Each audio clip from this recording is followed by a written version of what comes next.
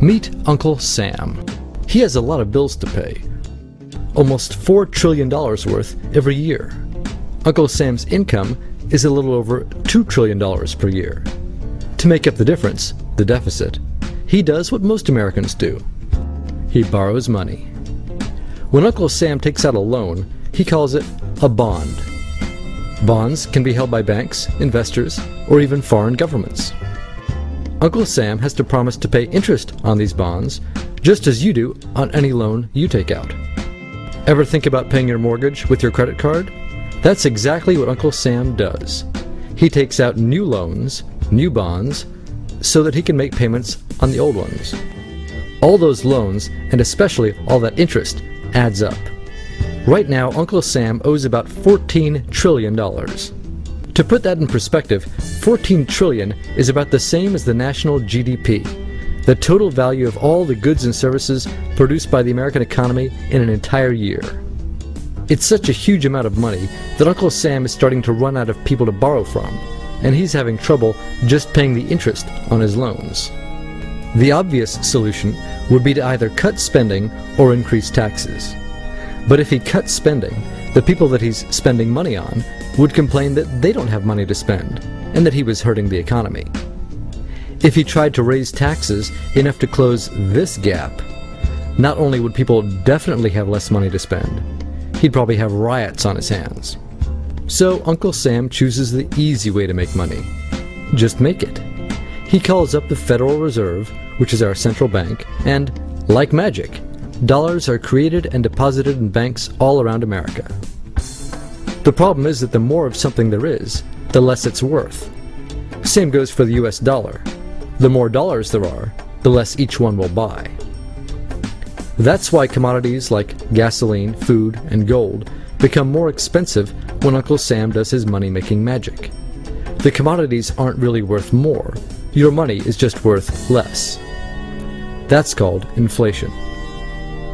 Remember the foreign governments that lent money to Uncle Sam?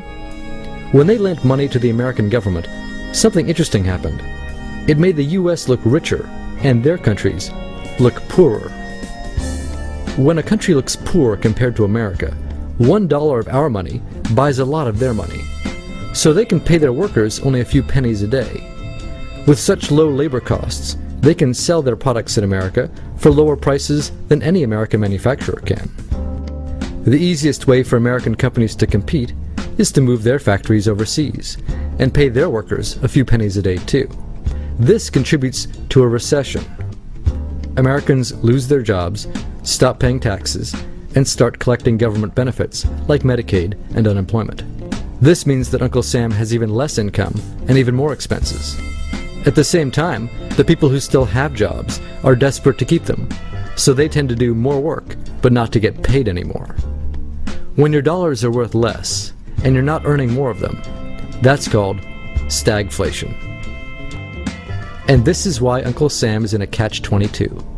He can't raise taxes or cut spending without making the recession worse. And he can't have the Federal Reserve create more money without making inflation worse. For now, he can keep borrowing money, but since he can't even pay the interest on the loans he already has, it just makes his inevitable bankruptcy even worse. Whether it's in 2 months or 2 years, the day will come when Uncle Sam can no longer pay his bills.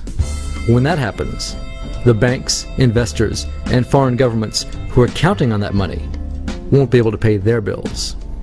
You see, just like Uncle Sam, governments, banks, and corporations don't actually have much money. Mostly, all they have is debt to each other. If one link in the debt chain stops paying, defaults, the whole thing falls apart. If investors can't pay their bills, corporations won't be able to pay their employees. If banks can't pay their bills, you won't be able to take out a loan, use a credit card, or even withdraw your savings. If foreign governments can't pay their bills, their own banks and corporations will have the same problems. That's called a global economic collapse. It's never happened before, so nobody really knows how bad it will be, how long it will last, or even how we'll eventually get out of it. The house of cards has already been built.